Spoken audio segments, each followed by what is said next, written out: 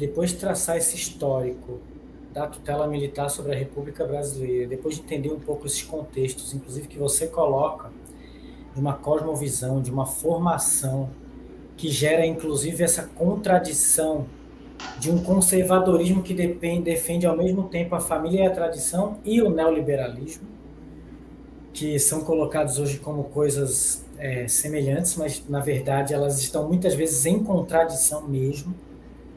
Por exemplo, a hiperexploração do trabalho destrói famílias. Você é a favor da família, mas o pai de família levando comida nas costas não consegue ganhar o suficiente para criar a família dele. A Não, gente outra, sabe Felipe. como é E, a questão social, como isso é, é presente, de como a questão econômica da superexploração leva ao alcoolismo, leva à desintegração familiar, leva o trabalho infantil, leva a tudo isso. Quer dizer, há uma disruptura do tecido social ali, que a hiperexploração do trabalho acaba com a família. Só beneficia as famílias de quem realmente tem poder, né? e assim, E dinheiro. ou seja, o sábado e o domingo, que era tão sagrado, né? Da família, hoje é o filho ou o pai tem que estar trabalhando no sábado e no domingo, né? A questão do poder de compra, que também digamos assim, é precarizado, isso afeta diretamente a família. Então a família precisa também dos meios materiais para poder, digamos assim, ter conduzido as suas boas vivências, É. né? Um sistema Poder, que faz com que a mãe e o pai precisem ambos trabalhar 8, 10, 12 horas o tempo inteiro, mal convivem com os filhos e ainda assim não conseguem garantir a eles o mínimo de conforto e dignidade, de chance de estudar e de tal. Um sistema que gera isso não pode se dizer a favor da família, é a minha opinião. O sistema de superexploração, de hiperexploração, ele acaba com a família. No, e você fala bem, você falou bem, Tiago, quando você fala assim, porque defende toda essa ideia neoliberal de não regulação do mercado. Quem defende essa ideia não pratica. Qual é o país que pratica? Me explica aí, me diz um país representativo que não tem regulamentação, não tem proteção fiscal de produto que vem de fora, não protege a sua própria indústria. Qual é o país que abriu mão de toda a regulação estatal na sua economia? Nenhum. Qual é o país que abriu mão de ter o Estado como indutor e organizador econômico? Nenhum.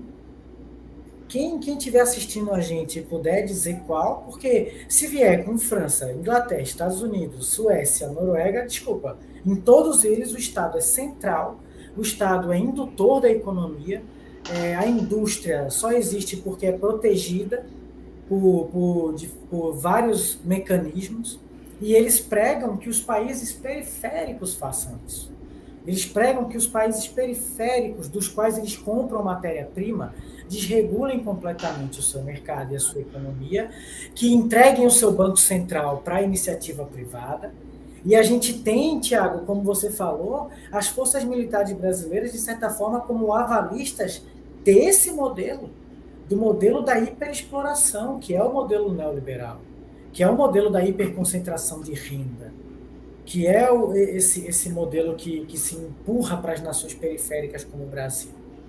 Mas falando em nações periféricas, e aí também debatendo o que você trouxe, o Brasil é periférico, mas ele é um país periférico diferente de qualquer outro, porque ele é periférico sendo uma potência em potencial. Um país que tem, mesmo cambalido, levando porrada há uma década, o Brasil está sem crescer há uma década, ainda é a 10ª economia do mundo, ainda é a 11ª economia, um país de economia primarizada, com uma indústria insípida, está entre as 10 maiores economias do mundo, quer dizer que a gente é muito, mas muito rico, cara. E ainda que Estados Unidos, União Europeia, se for considerada como uma só, e China estão muito na frente, a gente, sendo um país periférico, tem tudo que é estratégico para a geopolítica mundial. A gente tem petróleo, água potável, litoral, território marítimo. A gente tem vários climas que permite plantar praticamente tudo, o ano todo, ter mais de uma colheita, 2, 3 colheitas de algumas coisas, área agricultável, todos os metais, metais preciosos, pedras preciosas, ferro, manganês, a gente tem praticamente todos os recursos naturais e no conceito internacional é garantido que o Brasil continue numa posição de subserviência em que ele se sente pequeno, se vê pequeno, age como pequeno, mas sob quase todos os aspectos que se olhe, é um gigante e é uma potência. O que isso tem a ver com o que nós estamos debatendo aqui?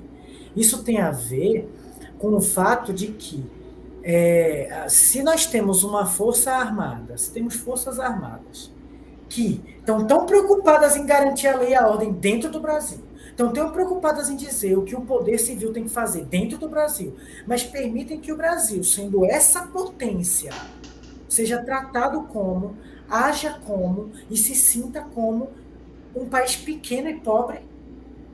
Um país que nós não somos pequenos nem pobres.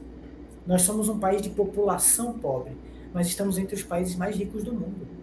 Como que os nossos queridos e queridas oficiais das Forças Armadas Brasileiras permitem que uma potência desse tamanho não tenha tecnologia militar própria? O mais longe que nós chegamos, e louve-se isso, foi a Embraer. Que no governo Temer teve um acordo de ser vendida, de ser entregue à Boeing. E olha como as coisas se conectam. A Boeing é uma empresa privada. O neoliberal fala: o mercado é assim, a empresa vai comprar outra, mas de onde veio a Boeing? A Boeing ela cresceu e virou o que é por quê? Vá lá na história. Ela virou o que é com investimento público, estatal. Quem garante o orçamento, o bilionário Elon Musk que está mandando foguete, quem banca a maior parte, boa parte dos experimentos é o governo dos Estados Unidos através da agência espacial deles, que é a NASA. Ou seja, o governo ele induz as áreas que ele considera estratégica, o Estado induz as áreas que considera estratégica, aviônico, estratégico, satélites, estratégico. Tudo isso tem a ver, Tiago, com aquilo que você falou, e acho que você pode até voltar a explicar melhor, como você é o acadêmico da nossa dupla, a questão da segurança, a questão da autonomia. Como que nós vamos ter autonomia se nós somos guiados por satélites de outro país, que usa tecnologia de outro país, cujos dados circulam numa rede criada e gerida por outro país? E aí nós vivemos uma relação da sociedade brasileira com as Forças Armadas em que a gente, por um lado, morre de medo porque eles são muito bravos com a população brasileira, mas o papo é de que não aguenta 2 horas de guerra porque acaba a bala. A notícia é que as Forças Armadas brasileiras não têm munição suficiente. E a gente fica pensando, caramba, se um país que comparado a gente é minúsculo, como um vizinho da gente qualquer, a Venezuela, como há algum tempo quis se escalar no Brasil, uma ideia de que a gente podia entrar em conflito com a Venezuela, é capaz da gente passar vergonha. E a gente precisa combater essa desmoralização. A gente precisa ter a ideia de Forças Armadas ligadas a um sinal de proteção, não de tutela. A gente não precisa que as Forças Armadas digam ao Brasil como deve fazer. Pelo contrário, o ordenamento jurídico, a lógica civilizatória diz que é o poder civil que determina as Forças Armadas o que fazer. Por isso que o presidente é o comandante em chefe das Forças Armadas. Porque ele é o representante máximo do poder civil, ele é o chefe de Estado. Portanto, na lógica constitucional brasileira, que não é inédita, é uma cópia da lógica constitucional de todo mundo ocidental, ao poder militar se é dado o direito de usar armas, por isso mesmo não se é dado o direito de opinar publicamente sobre política. Porque se você tem posição política pública armado, não tem política.